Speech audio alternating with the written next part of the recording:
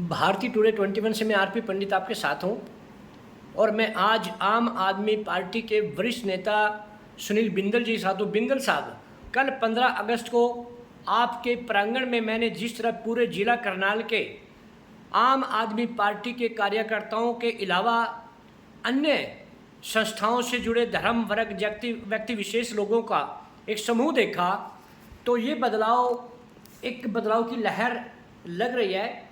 तो आप 15 अगस्त पर जो प्रोग्राम हुआ उससे आपका क्या संदेश गया और आने वाले समय में क्या होगा, क्योंकि बहुत शीघ्र आचार संहिता लगने की भी बात कही जा रही है। भारतीय टुडे 21 के सभी दर्शकों को मेरा हृदय से नमस्कार व आभार।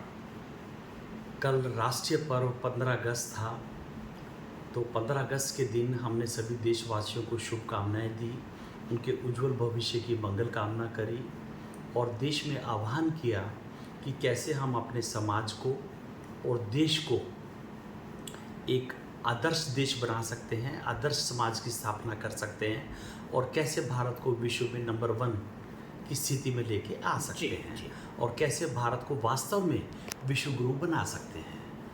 अब आपने मेरे से पूछा कि कल आपके यहाँ और भी लोग थे, उस विषय में मैं ये कहूँगा कि मैं करनाल में ही पैदा हुआ, करनाल में ही पढ़ा बड़ा हुआ, करनाल में ही मेरा कारोबार है।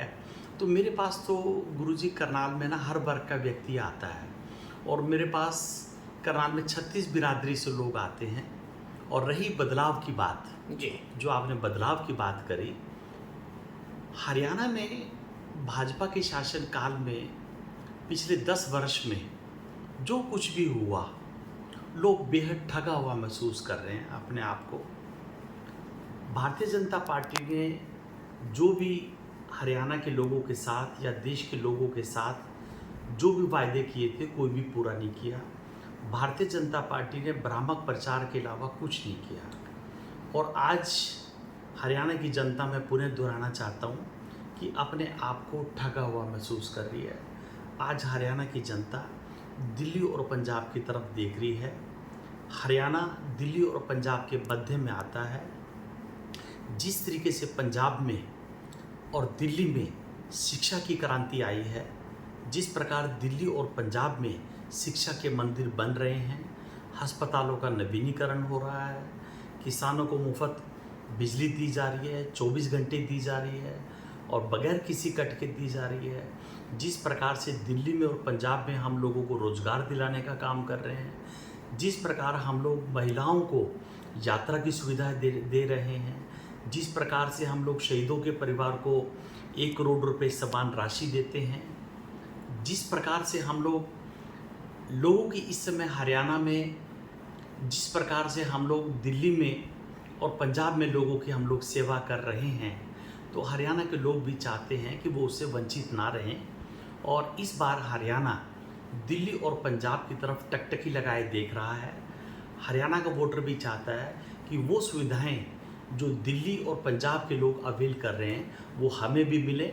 और निश्चित रूप से इस बार आम आदमी पार्टी 90 की 90 विधानसभाओं पर चुनाव लड़ने जा रही है और आने वाले समय में, अभी जो अक्टूबर में आगामी चुनाव होने वाले हैं, उसमें आम आदमी पार्टी पूर्ण बहुमत की सरकार बनाएगी और हरियाणा में दिल्ली और पंजाब की तर्ज पर बहुत सुंदर कार्य होंगे। अच्छा बिंदल जी, जैसे बीजेपी आज एक इलेक्शन कमीशन प्रेस कॉन्फ्रेंस कर रहे हैं दिल्ली में, तो ये चुनाव लगता है कि पहले हो जाएंगे, तो इसका मतलब तो बीजेपी बहुत उत्साहित है कि हमने जो काम कर रहे हैं इस टाइम नायब सैनी जी हरियाणा में, भाई उसका क्रेडिट ले लें हम जल्दी से जल्दी। ये हो सकता है। देखिए, मैं आपको बताता हूँ, इसके पीछे ना जनता को समझना होगा कि ये चुनाव पहले क्यों कराना चाहते हैं। इनफैक्ट सभी लोगों को पता है कि भारतीय जनता पार्टी एक जुमलेबाज पार्टी है। इनके पास जुमलों का पिटारा है, इसके अलावा कुछ नहीं है। इनकी कथनी और करनी में बहुत अंतर है। जिस तरीके से अभी इन्होंने घोषणाएं करी हैं, इनको पता है कि यदि चुनाव देरी से हुए तो इनकी जो घोषणाओं का पर्दाफाश हो जाएगा। फॉर एग्जांपल, इन्होंने किसानों के लिए घोषणाएं करी हैं। जब अक्टूबर में जीरी वगैरह, जब अनाज वगैरह आएंगे तो ये एमएसपी पे खरीद नहीं पाएंगे। तो जो इन्होंने अभी ये जो भ्रामक प्रचार किया है और जो घोषणाएं करी हैं, इनकी पोल खुल जाएगी। इससे पहले भी जो ये कहते हैं उसके बिल्कुल विपरीत करते हैं। वो दिन दूर नहीं जब अभी हाई कोर्ट ने कहा कि किसानों को दिल्ली आने दो और सुप्रीम कोर्ट चले गए। सुप्रीम कोर्ट के निर्णय के बावजूद भी अभी तक इन्होंने किसानों का रास्ता नहीं खोला। ये जो सरकार है किसान विरोधी सरकार है। अभी पिछले दिनों 700 से ज़्यादा किसानों ने अपनी शहादत दी। ये किसानों के हितैषी कैसे हो सकते हैं? इनके शासन में 700 से ज़्यादा किसानों ने अपना बलिदान दे दिया। आज ये कह रहे हैं कि भाई हम लोग किसानों को एमएसपी देंगे, जब इनके प्रधानमंत्री एमएसपी नहीं दे पाए।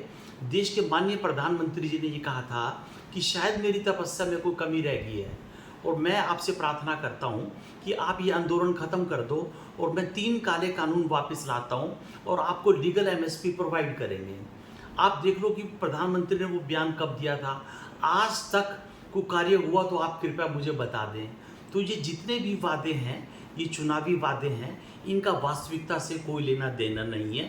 भारतीय जनता पार्टी जल्दी चुनाव करके उन चुनावी वादों से बचना चाहती है। तो देखिए, बिंदल जी ने जो वर्तमान सरकार पर आरोप लगाए, यही कहा कि जो किसानों से वादे किए हैं उन वादों का कल को कोई पोल खुलने के डर से ही बीजेपी 1 महीना या 1.5 महीना कुछ दिन पहले चुनाव कराएगी।